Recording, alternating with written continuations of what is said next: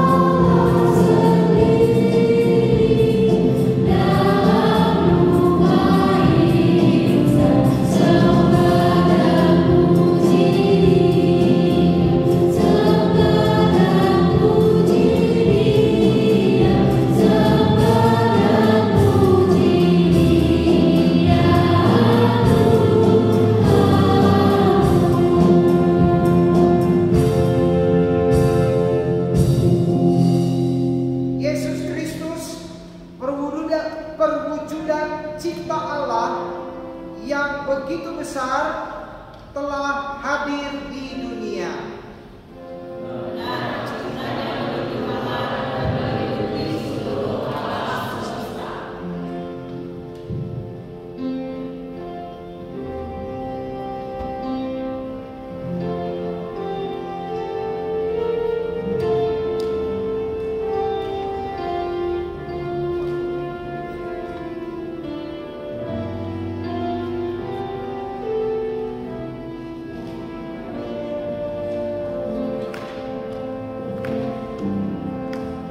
Pertolongan kita adalah dalam nama Tuhan yang menjadikan langit dan bumi.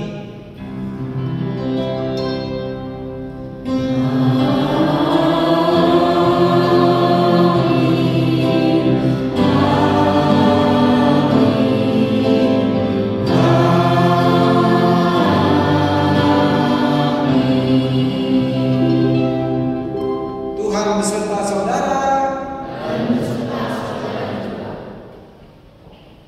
Teman-teman, mari kita nyanyikan KJ 119. Hai dunia gembira. Dunia gembira.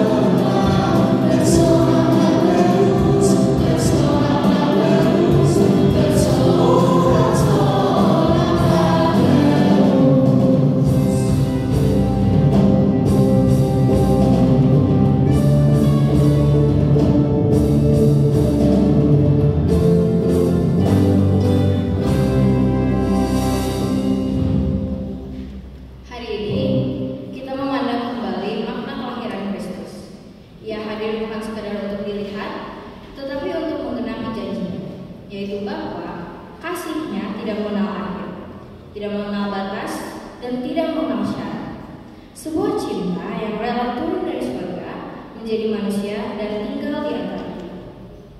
Mari kita buka hati, mari kita benamkan diri dalam kasih ini. Kasih yang lebih luas dari samudera, lebih tinggi dari langit, dan lebih dalam dari bumi. Kasih yang memeluk kita dalam setiap keadaan, yang tidak pernah meninggalkan kita walau dunia berkata sebaliknya. Mari kita angkat pujian dari KJ 93. Kita sorga bergema.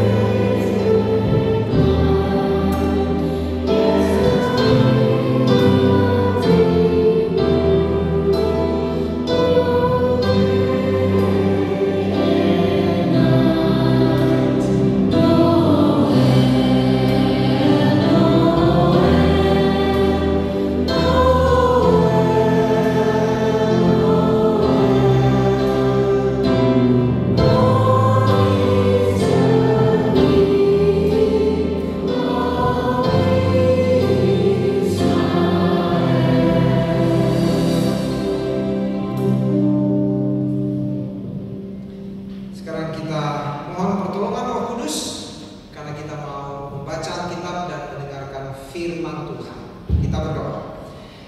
Ya Tuhan Allah Bapa kami selaku anak-anak remaja dan pemuda mau hidup takut akan Tuhan.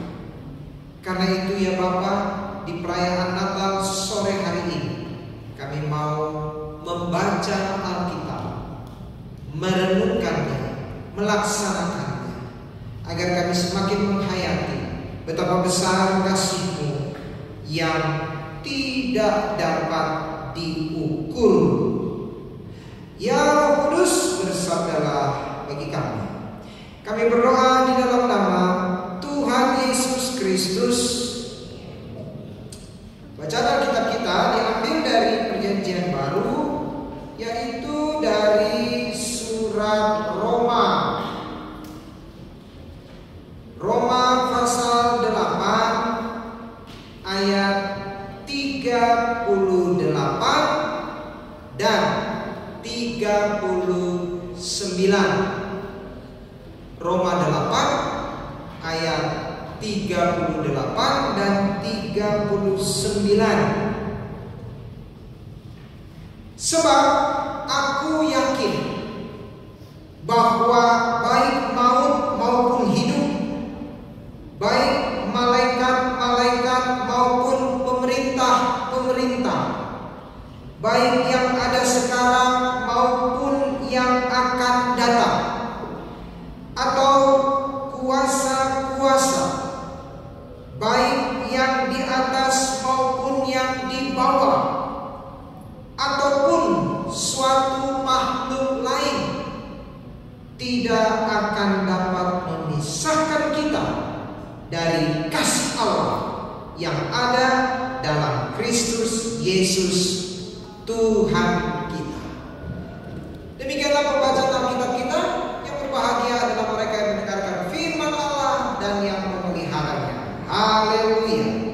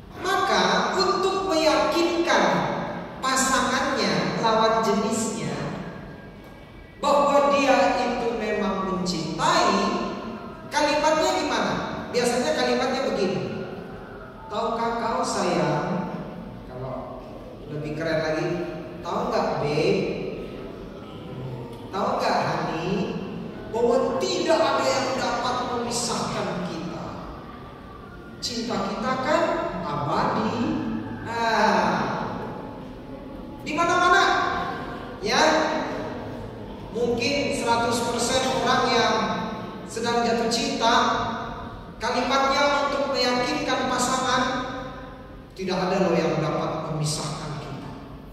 Ya, walaupun nanti kamu pergi kuliah ke luar daerah, bahkan keluar pulau, bahkan keluar negeri, jarak tidak dapat memisahkan kita. Cinta kita kan abadi.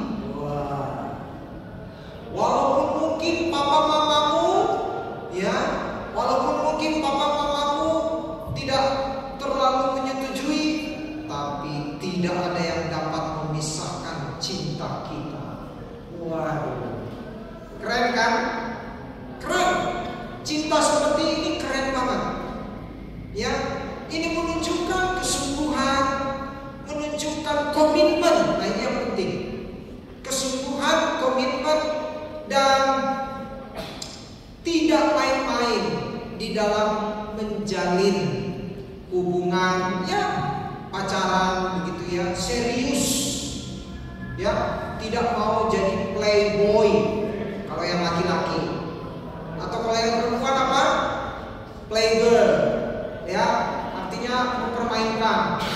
Yang laki-laki mempermainkan perempuan, yang perempuan mempermainkan laki-laki, ya. Jadi kalimat ini bagus.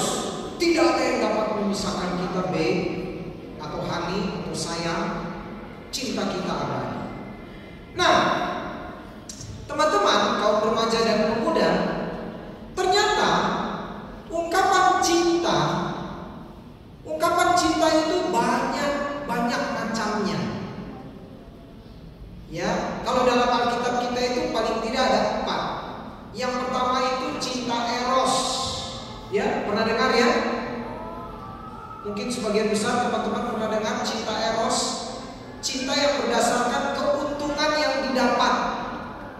Ya, jadi karena saya dapat untung, maka saya mencintainya, saya mengasihinya. Biasanya keuntungan itu berupa fisik. Ya, berupa fisik. Misalkan saya sebagai laki-laki, saya melihat perempuan yang cantik nih, wah, maka saya dekati. Iya, saya dekati terus. Akhirnya ada kesempatan, saya tembak dia. Saya bilang, saya suka kamu. Lama-lama saya cinta kamu karena dia cantik.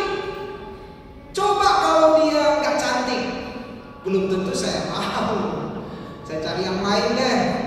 Ya, jadi kalau saya dapat keuntungan, dia cantik.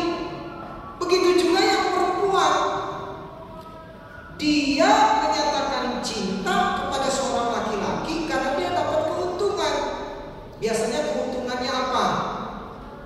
Pergi kemana diantar, ya, diantar, pulang dijemput, mau jajan dijajani, mau ngerjain PR dikerjain. Kalau dikerjain mah beda ya, dikerjakan, ya.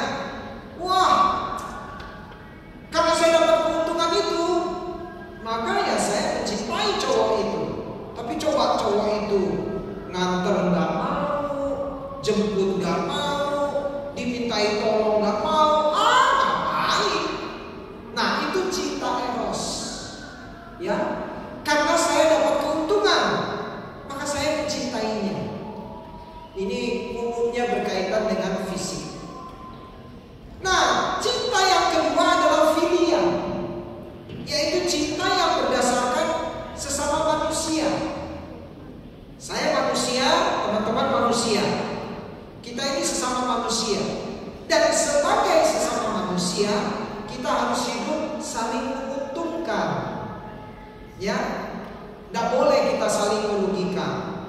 Ya, misalkan ketika kamu nggak punya duit, ya udah nih, saya kasih nih 10.000. Tapi nanti kalau giliran saya nggak punya duit, bagi dong. Ya, kan saya sudah bagi kamu duit nih sekarang. Kamu nggak punya duit, saya kasih. Atau saya jajanin kamu nih. Nanti lain kali kamu loh yang gantian. Nah, ini saling menguntungkan. Tapi ketika saya jajani dia terus, tapi dia nggak mau, ngapain? Enak di dia mulu, ya. Minta ditraktirin mulu, giliran dia saya minta traktir saya, dia nggak mau. Ngapain? Nah itu kasih filia, cinta kasih filia, cinta kasih sesama manusia, dan memang harus begitu. Kita sesama manusia harus saling menguntungkan. Nah, cinta kasih yang berikut adalah storge, yaitu cinta kasih berdasarkan hubungan darah, kakak adik, ya, orang tua ke anak, ke sepupu, ke keponakan, ya, kakek ke cucunya. Nah, yang ada hubungan saudara, hubungan darah, saudara bersaudara. Nah, ini pun juga harus saling menguntungkan. Harus saling menguntungkan. Ya, tolong menolong dalam kehidupan saudara bersaudara itu harus. Nah, cinta kasih yang keempat adalah agape, yaitu cinta kasih yang sejati. Ya, cinta kasih yang sejati, yang melebihi ukuran apapun. Ya, kan tema kita tadi apa? Love beyond measure. Kasih yang melebihi ukuran apapun. Nah, ini kasih agape. Ya. Ukuran saling menguntungkan lebih lagi. Ukuran memberi tanpa minta balasan, itulah cinta kasih agape. Ya, walaupun kamu nggak membalas cinta saya, walaupun kamu nggak membalas perbuatan baik saya kepadamu, nggak masalah. Saya tidak menuntut kamu membalas perbuatan baik saya. Nah, itulah agape. Nah, bacaan Alkitab kita tadi mau menggambarkan cinta kasih agape yang begitu besar. Nah, hari ini kita sebagai Komisi Remaja Pemuda mengundang juga teman-teman dari gereja lain merayakan betapa Tuhan Yesus yang adalah firman Allah mau lahir di kandang domba. Betapa Tuhan Yesus yang raja di atas segala raja, ketika datang ke dalam dunia, dia tidak minta lahir di istana, tapi dia bersedia lahir di kandang domba. Dia tahu kandang domba itu kandang yang hina, kandang yang walaupun sebersih-bersihnya kandang, tetap aja namanya kandang yang ada bau binatang, tetap aja. Ya, nggak mungkin kandang domba sebersih seharum kamar hotel mewah, nggak mungkin. Nah, karena cinta kasihnya yang begitu besar, sang firman Allah bersedia lahir di kandang domba. Luar biasa, kasihnya itu tidak terukur sampai-sampai dia mau lahir di sana. Tidak hanya sampai di situ, teman-teman semua.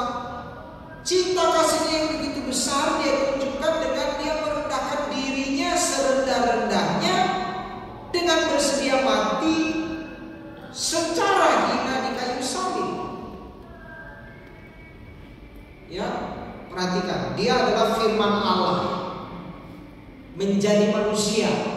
Itu saja dia sudah merendahkan dirinya. Menjadi manusia, lahir di kandang domba. Dia turunkan lagi tuh derajatnya. Sudah lahir di kandang domba, dia hidup sebagai orang yang bersedia dihina, dipermalukan, dilecehkan, diperlakukan tidak adil, lebih rendah lagi, dan paling rendah lagi dia mati di kayu salib. masih ingat kalau khotbah-khotbah menjelang Paskah itu kan selalu ditekankan Tuhan Yesus mati di kayu salib, mati secara hina, dianggap penjahat, ya, karena di kiri kanannya itu ada penjahat. Nah, semua itu dia rela lakukan karena apa? Karena cinta kasihnya yang melebihi segala ukuran apapun. Love beyond measure. Kasihnya melebihi ukuran apapun. Nah,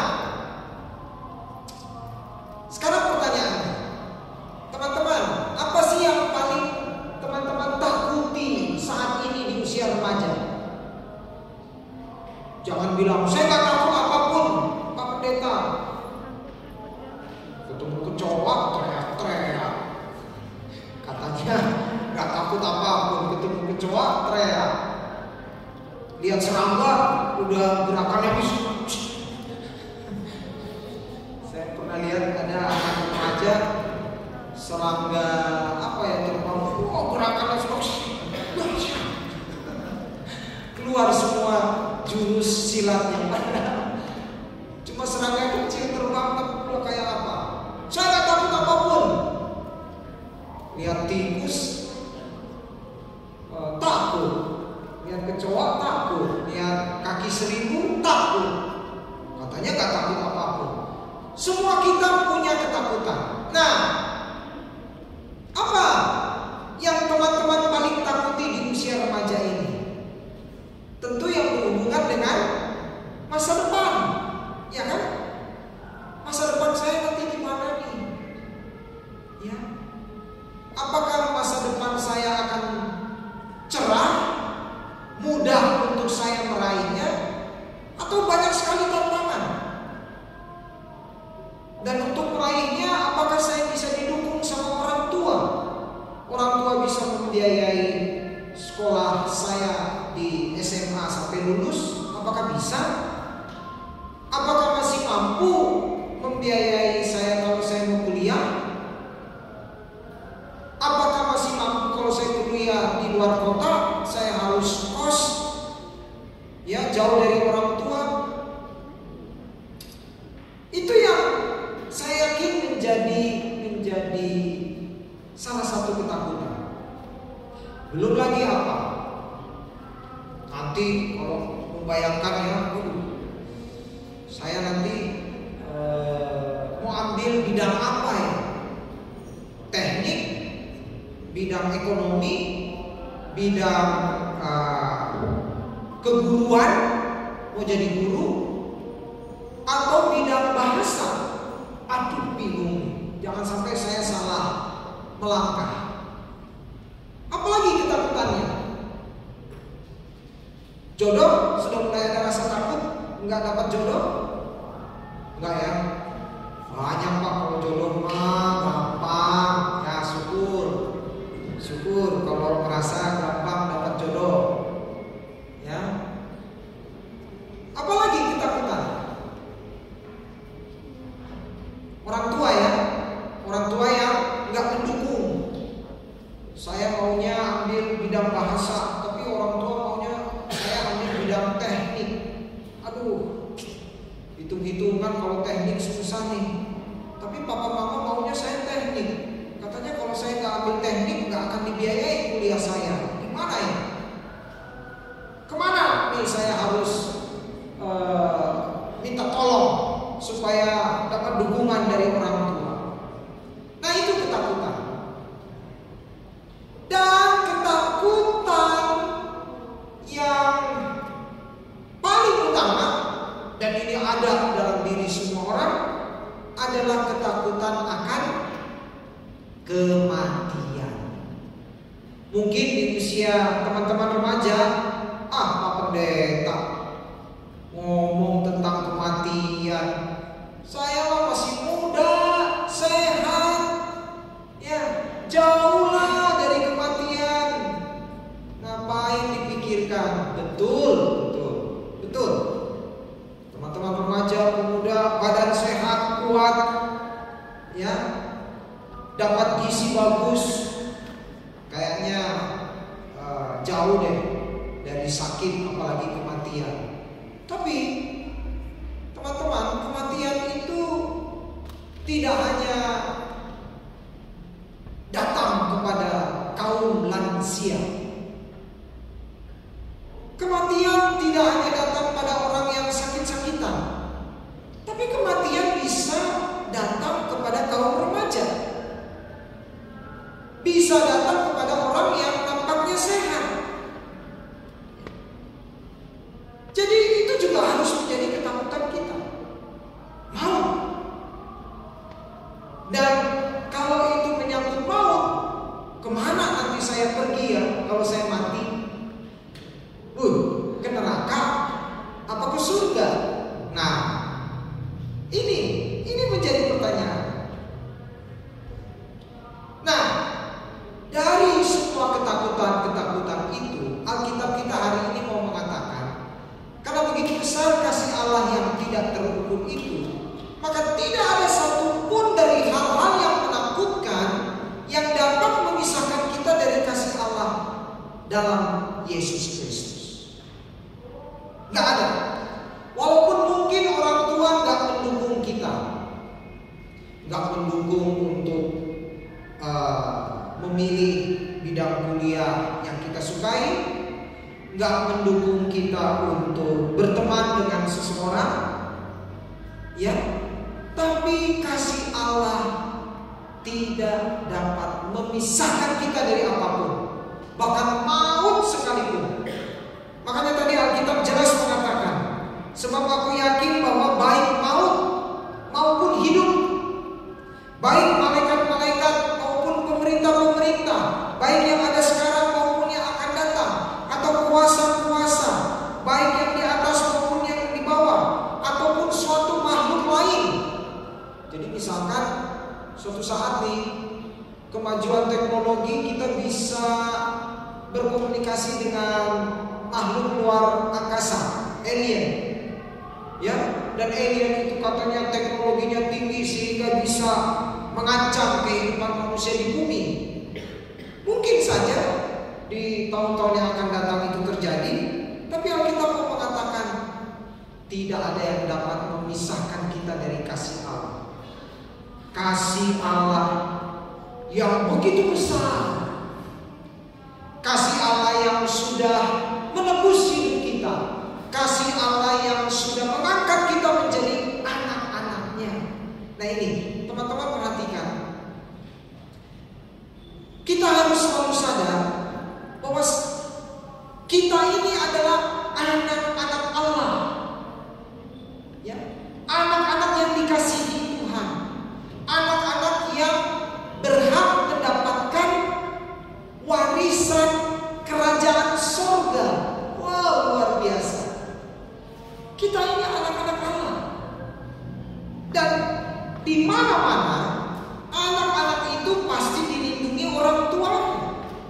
Bapak kita begitu mengasihi kita.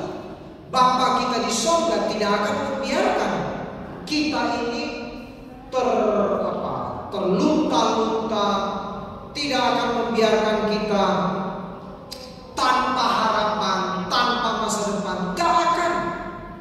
Mungkin orang tua kita karena kelalaiannya bisa melakukan hal seperti itu. Kita jadi tidak dibina dengan baik, tidak dipedulikan orang tua, tidak dibiayai pendidikan. Mungkin saja, ada saja orang tua. Tetapi Bapa kita di surga tidak akan pernah melakukan hal-hal yang demikian. Karena kita ini adalah anak-anaknya. Makanya jelas tidak ada yang dapat memisahkan kita, satu pun juga. Jadi teman-teman pegang betul ayat ini. Ya, kemanapun teman-teman pergi, apapun yang terjadi yang mengancam, membuat kita ketakutan, ingatlah, kasih Tuhan selalu menyertai saya. Saya tidak akan terpisah dari kasih Allah. Nah, kalau begitu teman-teman, bagaimana cara kita membalas kasih agape Tuhan yang luar biasa itu? Bagaimana cara membalasnya? Tidak ada cara lain. Balaslah juga dengan berusaha melakukan kasih agape seperti yang Tuhan lakukan. Jadi jangan pernah kita itu terhadap Tuhan hitung-hitungan. Hitung-hitungannya itu mulai begini. Tuhan, kalau Engkau kasih saya lulus nih, lulus dari SMA, lulus masuk perguruan tinggi negeri, maka aku akan rajin ke gereja. Wah, itu hitung-hitungan. Ya, itu bukan kasih agape, itu kasih eros. Karena saya dapat keuntungan lulus SMA walaupun saya malas belajar, lulus di perguruan tinggi negeri walaupun saya juga malas belajar, maka saya janji saya akan rajin ke gereja, saya akan melayani. Pernyataan seperti ini menunjukkan cintanya pada Tuhan sebatas cinta eros. Setelah dia dapat keuntungan dari Tuhan, baru. Tapi kalau Tuhan tidak memberi keuntungan kepadanya, ya jangan harap Tuhan saya mau rajin ke gereja. Nah, yang Tuhan inginkan ialah tunjukkan kasih agape kita juga pada Tuhan, yaitu kita berusaha memberi yang terbaik pada Tuhan. Ya, waktu kita, tenaga kita, sejak muda layani Tuhan, sejak muda tekun berdoa, tekun rajin baca Alkitab, tekun melayani. Seperti teman-teman kita di depan ini, mereka latihan beberapa kali, dan teman-teman yang saat ini juga ada. Saya yakin pelayanan saudara juga luar biasa. Nah, berikan yang terbaik selagi masih muda. Jangan pernah hitung-hitungan sama Tuhan. Gak ada gunanya hitung-hitungan sama Tuhan. Karena apa? Tuhan itu begitu baik. Kata Tuhan, ya jangankan cuma itu. Kamu minta lulus SMA, kamu minta masuk perguruan tinggi, jangankan cuma itu, hidup kekal pun kuberikan kepadamu. Jadi mari teman-teman semua, di perayaan Natal ini love beyond measure, ya, kasih yang melebihi segala ukuran kita juga berikan kepada Tuhan. Berikan hati kita, berikan pikiran kita, berikan tenaga kita selagi kita masih muda. Ya, takutlah akan Tuhan. Berikan yang terbaik untuk Tuhan, karena Tuhan sudah terlebih dahulu baik kepada kita. Amin. Amin. Kita bersama.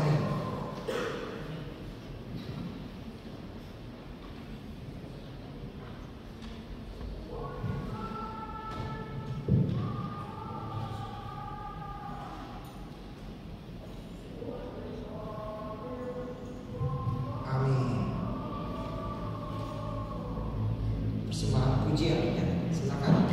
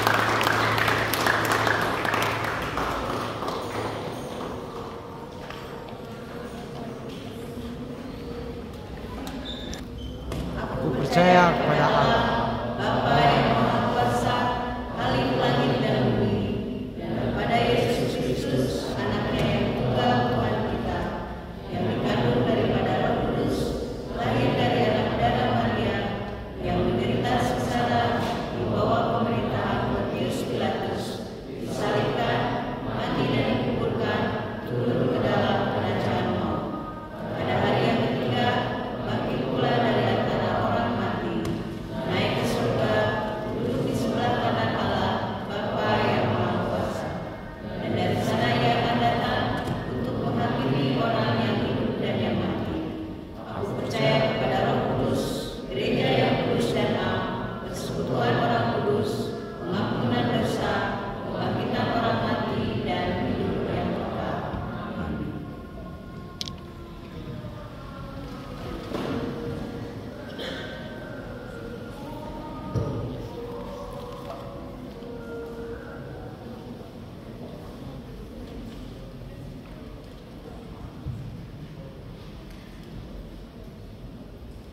Mari kita satukan hati dalam doa syafaat, lalu kita akhiri dengan menyanyikan nyanyian doa Bapa kami. Kita Ya Tuhan, Allah Bapa kami, yang telah mengutus Yesus Kristus masuk ke dalam dunia, lahir di kandang domba.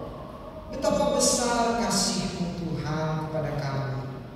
Kasih-Mu yang tidak dapat dibatasi oleh apapun, kasih-Mu yang luar biasa berkuasa, sehingga tidak ada kuasa apapun yang dapat menghalangi kasih-Mu itu kepada kami. Kami syukuri di perayaan Natal hari ini. Dengan kasih-Mu itu juga ya Bapa, kami mohon Tuhan terus memberkati orang tua kami di dalam mendukung, membina, mendidik, mendampingi, dan memberikan segala apa yang terbaik untuk masa depan kami di sekolah maupun juga nanti di tempat kami kuliah, untuk kami meraih masa depan yang baik. Berkati juga kami ya Tuhan yang sedang berjuang, baik di SMP, di SMA, maupun juga beberapa teman kami sudah kuliah, bahkan sudah mendekati akhir kuliahnya. Biarlah kasih-Mu yang tak terbatas itu selalu menopang kami, memberikan kami kemampuan untuk terus berjuang, bersaing, dan kami berhasil beruntung, bahkan jaya di masa depan kami. Kami menjadi anak-anak yang takut akan Tuhan, hormat pada orang tua, mengasihi sesama, menjadi berkat bagi banyak orang. Berkatilah pengurus komisi remaja pemuda, supaya sehati sepikir dan segala apa yang mereka rencanakan, yang mereka lakukan untuk program komisi remaja pemuda, semuanya itu dapat kami wujudkan untuk peningkatan persekutuan, kesaksian, dan pelayanan kami.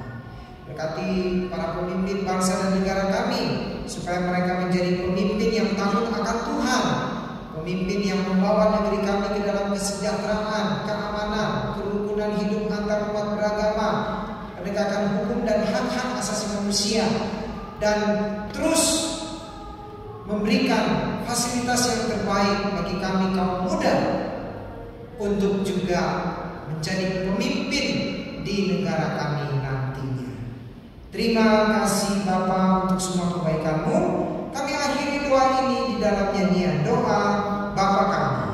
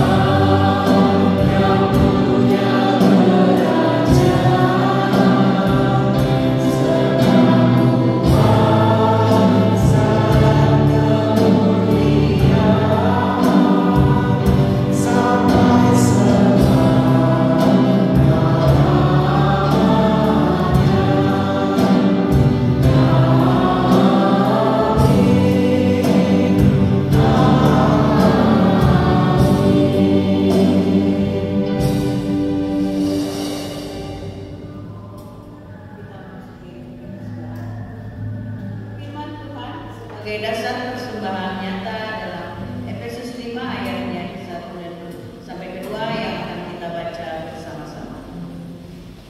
Sebab itu, sebagai anak-anak yang terkasih, teladanilah Allah dan hiduplah di dalam kasih, sebagaimana Kristus juga telah mengasihi kamu dan telah menyerahkan dirinya untuk kita sebagai persembahan dan kurban yang agung bagi Allah.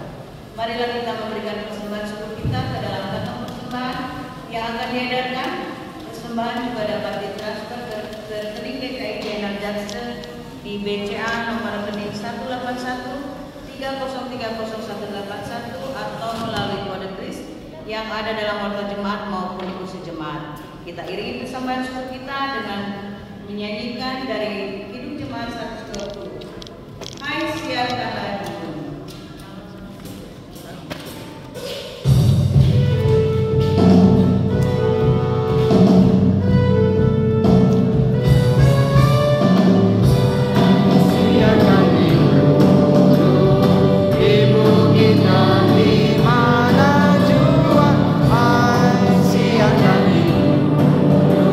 Lahirnya masih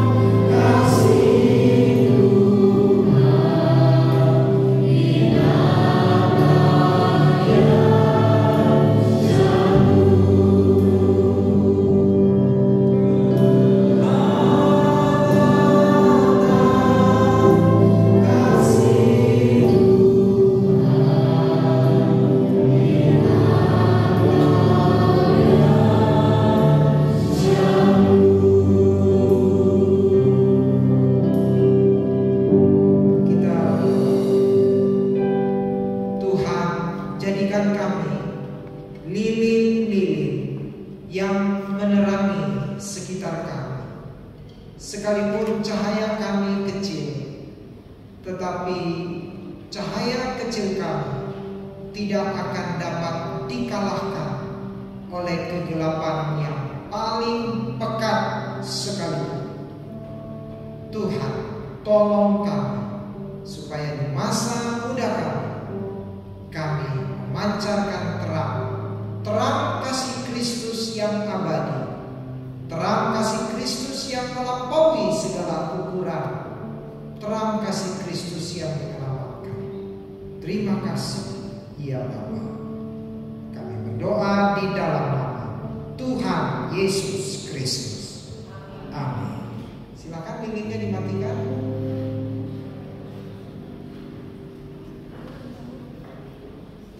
Kita masuk dalam pengutusan. Pergilah, pancarkan kasih-Nya dalam setiap perkataan dan perbuatan. Jadilah membawa damai, harapan dan sukacita di tengah dunia. Biarkan kasih Allah yang tak terukur nyata melalui hidup kita setiap hari.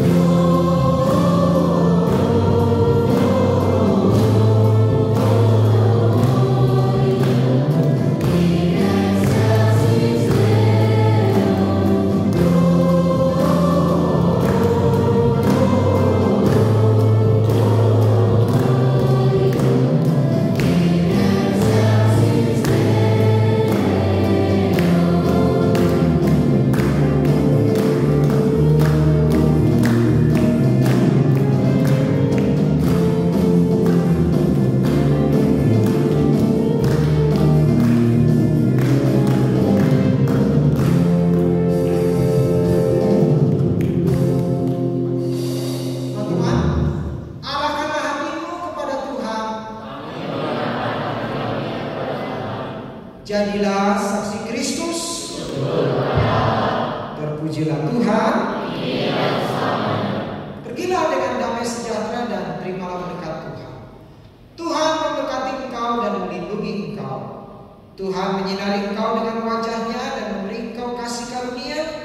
Tuhan menghadapkan wajahnya kepadamu dan memberi engkau damai sejahtera. Amin.